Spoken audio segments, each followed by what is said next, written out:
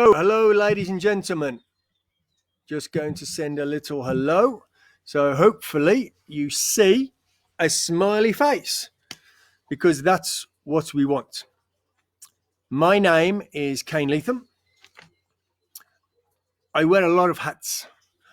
I'm an exercise and nutrition consultant, an NLP master practitioner, a phlebotomist. I teach courses in first aid for mental health and lots of other things. So, I want to help. Thank you to the Active Wellbeing Society. Amazing people doing fantastic work for those of us out there seeking motivation, inspiration, education.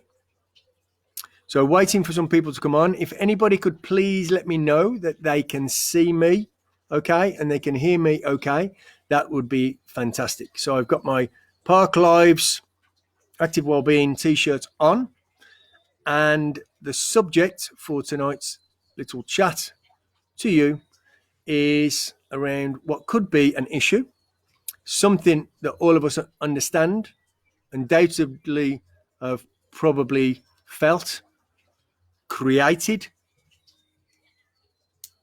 experienced, and at no time in the history of my life, and you can see from the great I'm no spring chicken, has the world been a weirder, crazier, more unusual place. We need to learn to adapt. As Charles Darwin would say, people quote him as saying survival of the fittest or strongest. It's actually survival will come to those who can and will adapt. And we need to adapt to our environment and our external stimulus. So thank you. We've got yes, all hearing and seeing. Thank you very, very much. So set up on my laptop. I was thinking about doing this lots of different ways. I've got my phone here so I can check messages. So please, if you have questions as we go along, I'm more than happy, if they're short and succinct answers, to answer them. So let me just check on my little phone that I can tap into this live. But I do see your comments come up. So fantastic that, one second, that you can all see and hear me. So I was looking at starting this in the house and then giving you a bit of a tour, not to show off the house. It's not that special at all. It was more a matter of bringing the talk to life. One of my other hats that I wear is a professional presenter on matters of health, both physical, emotional, and mental, nutrition, personal training, all sorts of things. I do corporate talks. So I like to keep it entertaining as well. So I want to keep your attention, if I may. We've just got commented on by Taz. Let's just check. He's been very helpful, fantastic guy. So we should be all good. So I'd like it to be interactive if you want it to be, but I am here. And thank you for the Active Wellbeing Society asking me to give a talk and help out. It's great that we can all come together in this craziness that is social distancing. Let's please make sure that distance is a physical thing, and it's important that we do that. But it's not an emotional distancing. We isolate at home. I'm isolating in my house. My business is very much face-to-face in the room. I'm not doing that for safety because I have two amazing, motivating factors for me to be the very best that I can be. And those amazing little people are my sons, Oscar and Freddie. So I'm self-isolating, but it does not mean that we don't talk. It does not mean that we don't interact. It does not mean that we don't help each other. You know what you want to do? Go into your kitchen, pick yourself up a tea bag. Green tea, even better. As a nutritionist, I feel obliged to tell you that. Make yourself a cup of tea and get on the phone. Get on the telephone, the WhatsApp, the Messenger, the Zoom, Facebook, whatever it might be, and communicate with friends, family, loved ones, distant people from your past. I'm connecting with a lot of people that I've taught. I've been in the industry of health and fitness for 27 years. I've been teaching high-level courses, award-winning qualifications for 20 years. And with a lot of the live feeds that I'm doing on my own Facebook page, there's lots of free information and on my website. And people are contacting me from 20 years ago, longer. So it's amazing the contact that we can make with people. Because, sometimes life just sucks. I like my props. We have to accept what's going on. We don't have to like it. We definitely do not understand it. But there are things we need to do. There are measures we need to take. And they have turned our lives upside down, inside out, and back to front, created potential turmoil. But they've created some amazing, amazing, amazing opportunities as well. I'm homeschooling my son, Oscar, very bright lad, loves school. He has to do maths. He has to do English and science and arts. He loves it. He's 8 because we created an environment of fun. And this is what we need to do, because that is the reason my talk is titled Anxiety. Don't feed it. Please, I'm going to give you some homework. Look up the story. It's a Cherokee tale, fable, story, whatever you want to call it, of the two wolves. The two wolves and the young boy asking his grandfather about the tale of the two wolves. Lots of you will probably know it, but it's a lovely story. But do not feed the bad. Do not feed the demons in your life. Do not feed people who do not enrich your life. Do not feed and create more or more intense anxiety. Mark Peters, phenomenal man, giving talks, as I'm sure you know, as well as doing lots of Tai Chi in his garden and the like. So I thought I'd bring my garden. It's quite a small, modest garden, but you might hear there's a little water feature pond in the background with a few little goldfish. And it's my little sanctuary. It really is. It's my place to sit, reflect, think and talk with friends, read, and these are the things I'm going to expand on as we go through this talk, to create a distraction from what's going on out there. Certain frustrations that I may have with things, people, the situation. But if I focus on what I am getting out of this situation, by having the opportunity to sit and study and school and educate and interact and play with my sons, which I do anyway. I'm a very hands-on father. I love my beautiful little boys, but I've got more time because I'm now a school teacher as well. So focus on what it is that you could get out of this. Use that as a distraction from your anxiety, which we're going to go into, but I'm waiting for some people to check in. Hi from Somerset, beautiful part of the world. Don't travel to it at the moment, but Somerset, I love all Devon and Cornwall. I'm actually Scottish born, so up in the Highlands. That remoteness is amazing. What a shame, and please don't go to these places at the moment. What a shame we can't spend some time there. So you, Ella, are a very lucky person. And focus on the amazing scenery that you've got around you. Because where you shine your torch is what you will see. So if you shine your torch on your anxiety, you will enhance it. You will give it light. You will give it focus. You will give it color.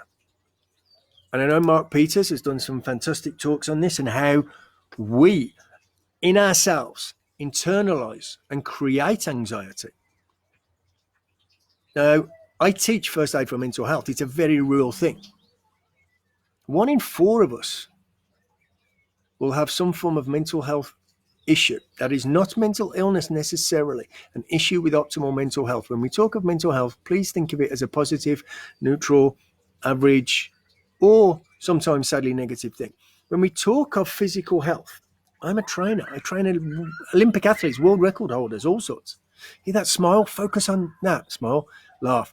Hear the laugh? Focus on that. The laughter in the world, because children are getting more time to play with their siblings and their parents, their home units. And I know we're confined to that home unit, so we need to make it special. But focus on that. Shine your torch on that. So as I was saying, this can be internally created. Mark Peters, who's a friend of mine, has done some phenomenal talks on this subject. But going to the mental health, 1 in 4 of us will have some form of negative adaptation, our own self-creation within us that brings us away from optimal good mental health towards possibly poor or bad mental health. But as I said, when we talk about physical health, we can enhance that. We can enhance mental health. So I'm going to talk about mental health very briefly because we're focusing on anxiety. But anxiety is a less than optimal mental well-being. And we create that very often. You know how a lot of us create it, and there's people that are visual, there's people that are auditory, there's people that are kinesthetic. We have different what's called submodalities, if you look at the NLP model, different ways that we think and focus on things. But if you're one of those people that create anxiety or any other negative emotional state by what's called an internal auditory dialogue, turn it off. Give it a funny voice. Somehow lessen the impact. Don't shine the torch on it. Have a virtual earplug and stop listening to the negative language, thoughts that you are creating. Because what happens, so we'll go into a little bit of the science without getting too heavy. And I've got my happy smiley face so I can write some stuff up if people are interested in this, but I don't want to spend too much time on it. Hi from Devon. I'm getting very jealous of the people in Devon and Cornwall and Somerset and all over the place. So thank you, sir. I'm going to take this out because I feel a little bit strange with my ears being muffled. So we have our mind that controls consciously and subconsciously. And we have a lot of safety mechanisms built in for our survival. And we have something called fight, flight, or freeze. Yeah. And this is where the pituitary gland, stimulated by the hypothalamus, is reacting to a situation, very often externally or internally created within our own thought processes. And it signals down to some little glands called the adrenals. The adrenals sit on top of the kidneys. So either side, you probably know where your kidneys are, towards the back of you or in the waistline. And your suprarenals, or the adrenal glands, sit on top of those. And they create a cascade of hormones, corticosteroids and the like. But the ones we're thinking of are epinephrine and norepinephrine. We tend to call it's adrenaline and noradrenaline. So we got adrenaline, and that fires us up. That puts us into what's called a state of sympathetic nervous system stimulation. I'll break that down into nice simple terms. We get a bit worried, we get a bit buzzed, we get a bit anxious, we get a bit fired up. And this is a natural state, folks. It's not necessarily negative. It's a natural state for survival to react to situations where we may be in danger. The trouble is we are not in danger when we create thought processes with internal auditory dialogue, or we have massive stimulation come in from the external world, which is negative, which could well be constantly watching the news, constantly reading the newspapers, doom, gloom, misinformation, scaremongering, whatever you want to call it. I'm not a big TV fan, full stop. I watch some movies and bits and bobs. My son, especially Oscar, loves David Attenborough and Steve Axel and all these people. This is what we've got to do. We've got to create positive stimulus, because when you open yourself up and shine the torch on and focus on the negative, this will enhance this output of epinephrine, adrenaline. And this creates a heightened state, which is necessary now and again, rarely and infrequently in the natural world, so we survive. We become hypervigilant. We're on edge in case something's happened, in case something's coming to us. Okay? But that's not necessarily going to happen. And then we amplify that. I've been definitely guilty of doing this, folks. We all do this, and we somewhat create it, whether we realize it or not. So what we've got to do is pull back control. Control what you can and support what you can't. So support might be and should be good nutrition. So in order to create better, healthier, more balanced hormones, and especially in the brain, neurotransmitters, which are protein-based hormones, to simplify it down. Dopamine, serotonin. Throughout the evening, as the evening goes dark here, we release melatonin, puts us into a nice sleep pattern. And we want to keep these balanced. So nutrition, folks, is key. Big part of my job, what I want to share with you is nutrition is key. Movement is key. So you people tuning in and watching the fantastic work that the Active Wellbeing Society is doing with the yoga, the Pilates, the Tai Chi, the Zumba, phenomenal stuff. Me, outside is king. Outside is king. Fresh air and sunshine. Sunshine, vital. Vitamin D3, vital for your health, both emotional, mental, and physical. Bone density, antibody production, because vitamin D3, a lot of people don't realize, which we get from the sun as long as we get some skin exposure. Beautiful weather the last few days. Great opportunity to up that vitamin D3. But it's actually a pro-hormone. It's more wide-ranging than people think. Phenomenal for the immune system, vital at the moment, but for mood, SAD, people know about winter blues, etc. Get out, move in the sun and the fresh air. Vital. Eat well. Eat your fruit. Eat your vegetables. Eat your salad. You know, different cultures, different belief systems, different people. Some are vegan, some intermittent fasting. You know, some are on time-restricted eating. Obviously, we've got Ramadan, so bless you all. Okay, an important time in the calendar for a lot of people at the moment, so they have long periods of fasting. But keep when you eat, keep what you eat as healthy. Drink lots of water. Stay hydrated. Looking after your health. Keeping your blood sugar levels balanced is a great way to offset build-up of anxiety, because a lot of us have experienced being hungry because we're hungry and we get edged, we get anxious. So anxiety can be created through a poor diet because of up and down yo-yo blood sugar levels. So that's one proactive thing you can do, is eat better, balanced meals, highly nutritious, regular, unless obviously you're practicing Ramadan and things like that. Okay, so some good tips here for your list, Georgie Best. So if you want to ask questions, I will answer the questions as we go through. But if there are comments, I will come back to them. So obviously some of you will be watching this after the fact. I will come back to them.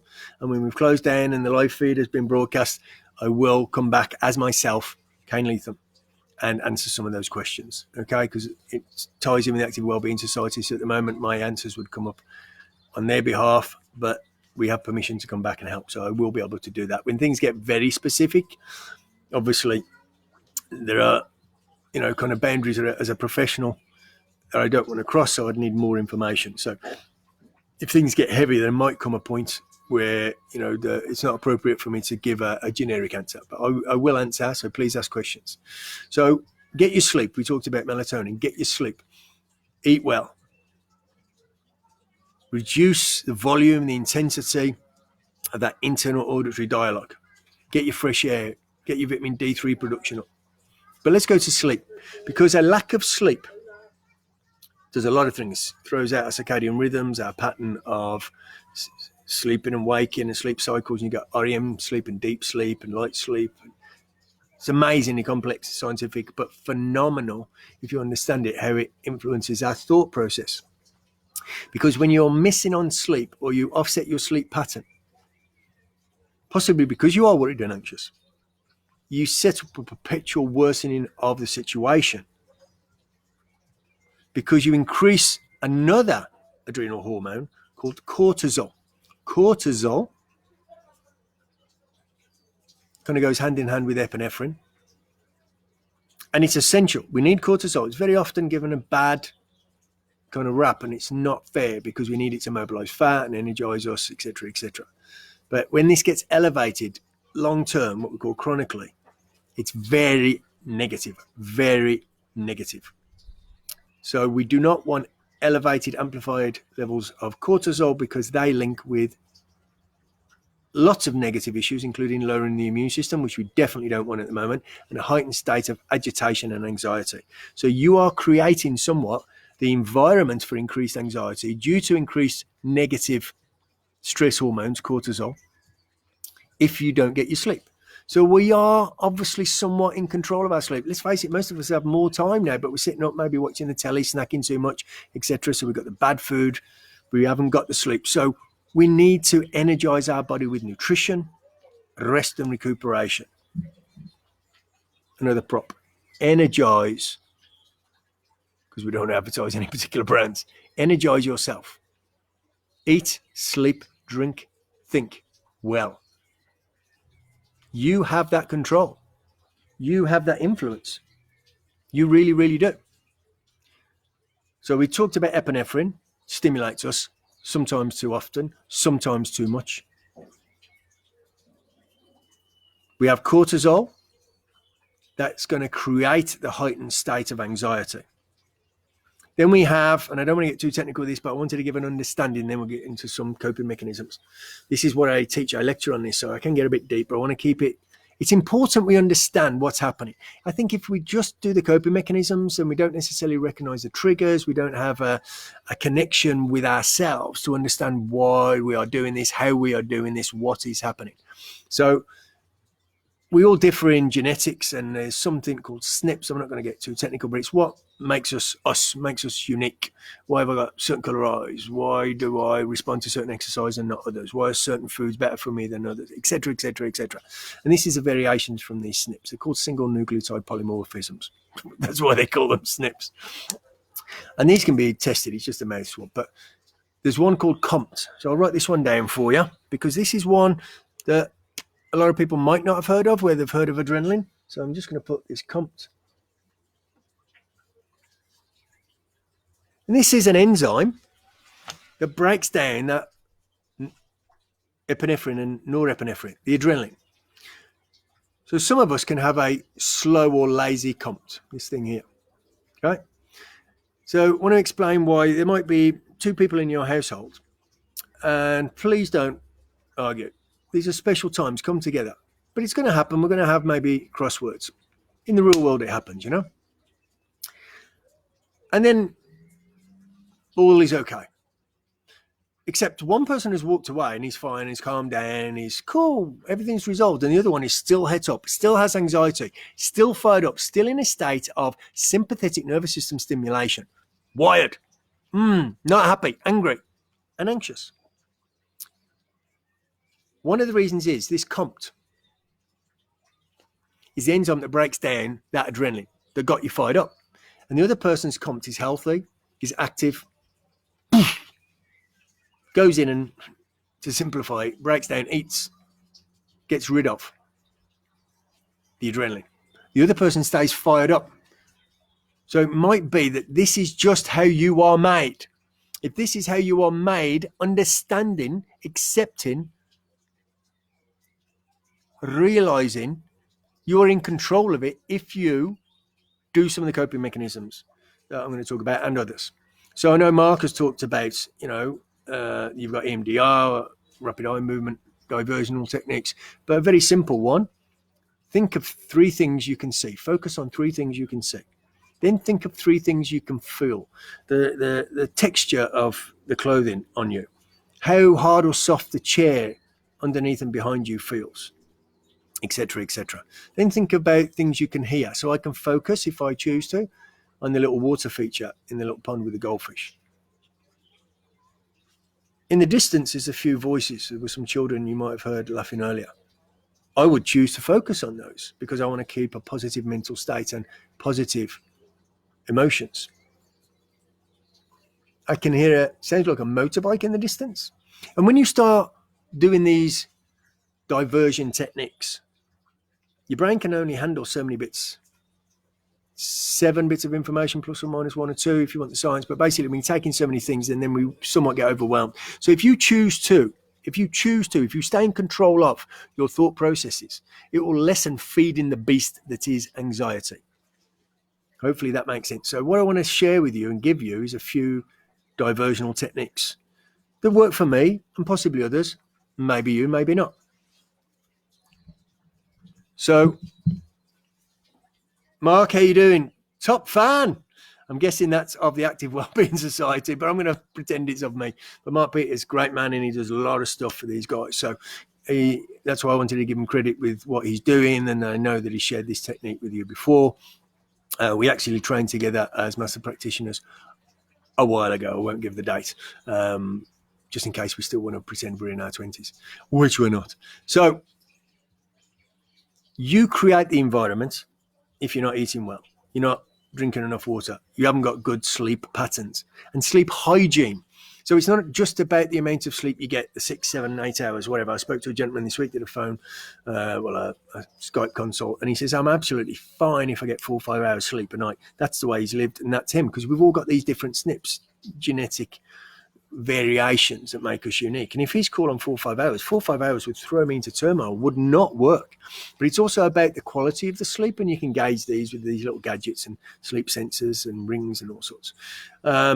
So you can look at the REM sleep, the deep sleep, as I said, the light sleep, and the wakening hours, because we go in sleep cycles of roughly every 45 minutes. And most of us are going to have between 5 and 7 sleep cycles throughout a night.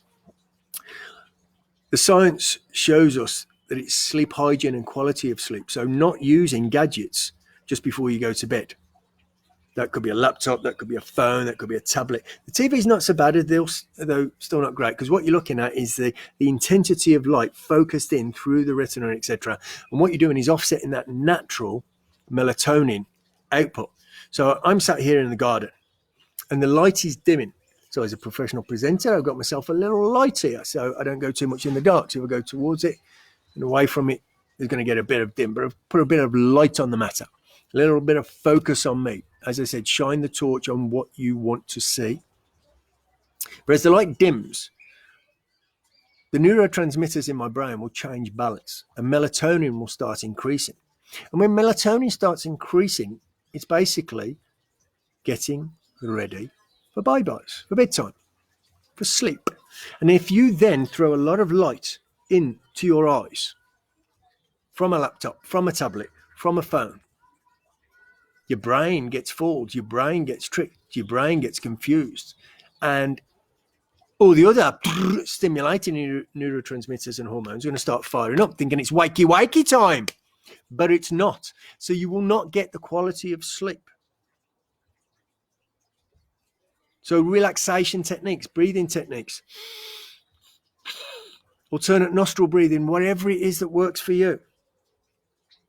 And Mark's sharing a lot more of that. He's more of an expert in that, and the Tai Chi and the yoga and the Pilates. I teach a lot of stretching techniques as a wind down. So a few other things that I do that I'd like to share, and they may or may not help. Hopefully they do. That's why we're here. The Active Wellbeing Society really want to give back and want to share expertise and experience, which is why you've got a multitude of different speakers, presenters, exercise specialists sharing with you. So what works for me? Well, as I said, I don't watch a lot of TV. I like a good film. I like sport, documentaries, nature, David Attenborough and all that kind of stuff. What about a comedy? What about putting on a funny film? So a guy I have been absolutely blessed to have met on a number of occasions. I grew up listening to him as a child. So creating internal auditory dialogue from memories, from anchors that no doubt Mark will be talking and has talked to you about. The sound of this guy's voice puts me back to childhood and being with my dad and listening to the records and having seen him in concert. I've got a lot of happy memories. So for me, and it's not everybody's cup of tea, Billy Connolly. So I might put on a DVD of Billy Connolly. What if I want to be deeper? What if I'm working at a spiritual level? What if I want to get into a state of compassion, empathy? Because we control it. We control the state of anxiety and create it. We control the state of calmness, still waters. So I might watch something from another gentleman that I've also been blessed to have been and see. And everybody's got their own person that they connect with, their own religion, their own philosophy. So great teachings from whoever may be your spiritual teacher or leader. But as I said, this garden for me, it's just an enclosed, modest little garden with a high fence, so I shut the world out. pretty much on par with, as I said, I put in the earplug so I don't have that internal auditory dialogue or external dialogue from other people who might be negative around me. Now, that's not happening at the moment because nobody's around me. But even if somebody calls me on the phone and they'll unload, I'm doing a lot of kind of therapy and counselling and help. I'm a ex-forces veteran. I do a lot with veterans, and there's lots of issues with a lot of people at the moment because everything's amplified if you've got anxiety. My job is to try and amplify calmness, empathy, compassion, friendship. And that's why we're doing this with the Active Wellbeing Society. So when things start getting negative on the phone, my job is to change state in myself, to change state in them, create a different environment, create a different language, control my emotions so I can help their emotions. So by controlling mine, I help myself to help others. So coming into the garden and having a read. So I might want something, as I said, mention this gentleman, Steve Backshaw. Imagine a cross between David Attenborough and Bear Grylls. That's basically this guy. I used to hopefully get back into do scuba diving. I've done skydiving. I'm a bit crazy with stuff like that. Creating the state of excitement in a sometimes not safe way, but it gives me a release. But this guy's been all over the world, and he's literally a modern day explorer and discovered places and things that nobody else has ever seen. So reading takes me out of this closed, isolated environment and gets me into another world virtually. That's great.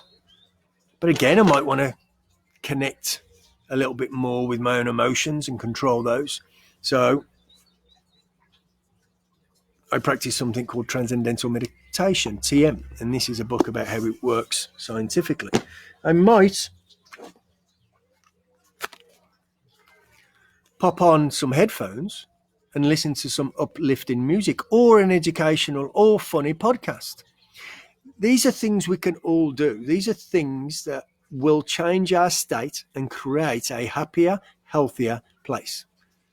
So again, going back to anxiety will be triggered potentially by our perception of the external world, be it a voice on the phone, a person in front of us, watching the news, reading a newspaper, something coming through our senses. We filter from our experiences in life, our memories, our schooling and education, which are different things. It's up to us to take on board what it is healthy for us and dismiss those things that we do not want. But by creating a diversion, an interest away from that internal over-processing, by reading a book, by watching a film or a comedy, by listening to music, and that might be anything that is positive, that lifts your emotions and your mood states. And you will know if you sit and think and reflect for a moment or two what those things are. Another thing that can really help, instead of just reading about it, is to write about it. Start a journal. I unload every night my brain in a book or on a scrap of paper or in my diary. I'm old school. I use a file of facts.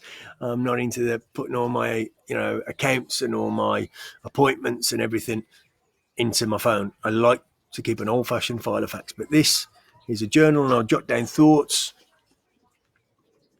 things to do, things I want to do, things that will help me if I do them. Because creating the list is fine, but we need to action these things. Do things which put you in a positive state, positive emotional state, will, without focusing on the anxiety and trying to deal with the anxiety, will create an environment that will draw you from the anxiety because you are shining your torch into a positive direction. A positive direction by deciding that you want to learn about something or deciding you're going to take up exercise. And we said movement, especially outdoors, is great. Exercise is massively linked to an improvement in cognitive processing, how our brain works, not just on an intellectual level and learning, but mood state wise. Nutrition's going to help. Good hydration's going to help. But writing a list and then action in some of those things. Make some of these goals small and achievable. Make some of these goals absolutely massive and fantastic. Because imagine with the time that we've got, you achieving one or two of those things. Per ardua ad astra, the motto of the Royal Air Force that I served with for 5 years, means through endeavor to the stars. I know it's a bit Buzz Aldrin now, but when I write in my diary, when I write in my journal, when I create thought lists, to-do lists, I use a pen that says every day matters. And the big reminder of why is a picture of my two little boys. I refuse to associate with and become and identify with anxiety, depression, stress, whatever. And for some people, it's hard. You know, when we get into the realms of mental illness, which is a different conversation altogether, and one that you should have with professionals. So please, if it is getting that bad, find somebody that can help professionally. If you contact me, I can direct you that way. I'm not here to give therapies. That's not my role. I'm a directional control kind of mechanism when it comes to the supervising first aid. But I'm not going to identify with these things. And sometimes, to be honest, people do. I suffer from anxiety. Like every day I'm consciously an anxious person. You are consciously an anxious person because you consciously put yourself somewhat in that state. And I'm not trying to belittle that you feel that way. It's very real. What you feel, what you perceive, how you think is real. But as I said, the neurotransmitters in the brain and the output from the adrenals of epinephrine and cortisol, sometimes by our behavior, poor eating, poor sleep, sometimes by sitting and reflecting and building up the emotions of being anxious, are what we've created. So let's look at and create other states through better eating, regular, nutritious food, maybe taking a few supplements, vitamins, minerals, whatever, drinking water, exercising from gentle stretching to high impact, kind of work and hit if you're into that, or weights or boxing or Tai Chi or yoga or Pilates or Zumba, all available on the Active Wellbeing Society page. Various times throughout every day of the week.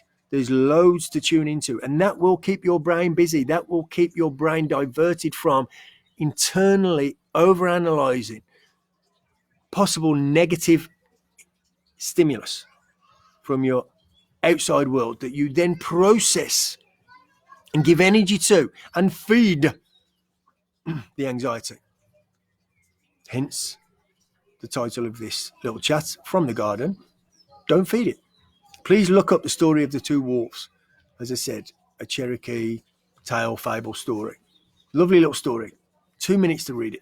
But it makes a lot of sense to people when they do. Let me just have a look at a few comments, if I may. So Mark, I've been making my own beach hut to create Motown, calm space. How is that? So he's outside, he's creating it. So that in itself, when you build something, when you create something, when you write something, when you compose music, whatever it might be, you really have put your heart and soul, your emotion, time, passion into that. That's so rewarding, so rewarding. Draw a picture. It doesn't matter if it's rubbish. Paint a picture, write a poem. Because it's a part of you. So a part of Mark, this is his magical, phenomenal Blue Beach Hut, which I'm really hoping I get an invite to, Mr. Mark, when we can. Great idea, 80s man. I'm an 80s man. I am an 80s man. I'm not sure what that means. So we've got any questions for Kane? Am I an 80s man? Yep. So I left school in the mid-80s. I joined the Royal Air Force in 87. I did the bad disco stuff. So we'll own that comment, but I'm just not sure in what context it was given. I'm going to try and take it as a positive because that's what we need to do. That's what we're talking about. That's why we're here. Create the positives, folks. Please. So I've got couple of little calming garden statues here. Let me show you. So when I sit here in my quiet little corner, I can see my little pond and the fatsia tree. And I've got my Buddha statues. I've got my quiet space. It's my peaceful time. It's Friday evening. And I'm happy to be here because that's what I'm going to give my energy to. That's what I'm reflecting upon. I will create things. I will help people. Hopefully help you with this little chat. Give you a few ideas. And then I'm going to go in and I'm going to run a hot bath because that's another thing that relaxes me. And I'm going to read my Steve Backshaw book. That's my evening plan. Make the plans in your journal. Action those plans. Positive thinking does not change a thing. Positive doing. Actioning your ideas, plans and thoughts. That is key, folks. So I will run a nice hot bath, get in, read my book, relax, unwind and chill. Before I do that, I will have a WhatsApp conversation with a good friend of mine. Every Friday, we've started doing this little chat. And I've known this guy for over 30 years. He was in the Air Force with me. And for a lot of those years, we never spoke. For years, we never spoke. But we've always retained a friendship. And this situation has brought us together. We've chosen to not get anxious about it. We help each other just by chatting about nonsense, chatting about nothings. Okay? And sometimes we'll talk about the situation, but most of the time, just, do you remember this and that holiday and when this happened and when we did that? Some of the things we wouldn't want to share. Great times. Create the environment of happiness, of positivity. Please, you are mostly in control. You've got to tune in to what you want to think about. Use the diversion of that to get you away from the anxiety rather than focusing on the anxiety and why am I anxious and what can I do about it. That would be one of my biggest tips. Okay? Look somewhere else. Change the direction of your focus. Shine a light on your new ideas that you've written in your journal while listening to positive uplifting music, either in a hot bath or sitting in your quiet space in the garden or a quiet place in the room. Get away from friction and negative interaction if we can. I know that's difficult in the current situation in our homes. So that's me pretty much signing off. If you want to leave some comments, I will check in once this has been uploaded and I can come in as myself and answer some of the questions. So don't feed them, Taz. That's right. Thank you, folks, for listening. Thanks for sharing your time. Time is a precious commodity. Let's share it with people and help each other. Let's come together as a community and do what we can't do in the street, which is hold hands. Let's do it virtually. Let's hold hearts and minds. Let's be good souls for ourselves first and then others. First aid is firstly about preserving yourself and your own optimal being. I don't like the word well-being. Well-being, just existing well. Optimal being. Be magnificent, ladies and gentlemen. Be magnificent. Take care. Stay safe. Stay in. Stay healthy. Thank you all. Have a great weekend. Hopefully I'll be asked back and we can have a chat about something else, or I can share some nutrition tips, or I can share some exercise tips, whatever. Let the people know. Let the Active Wellbeing Society know what it is you'd like to see in here. Take care. Thank you.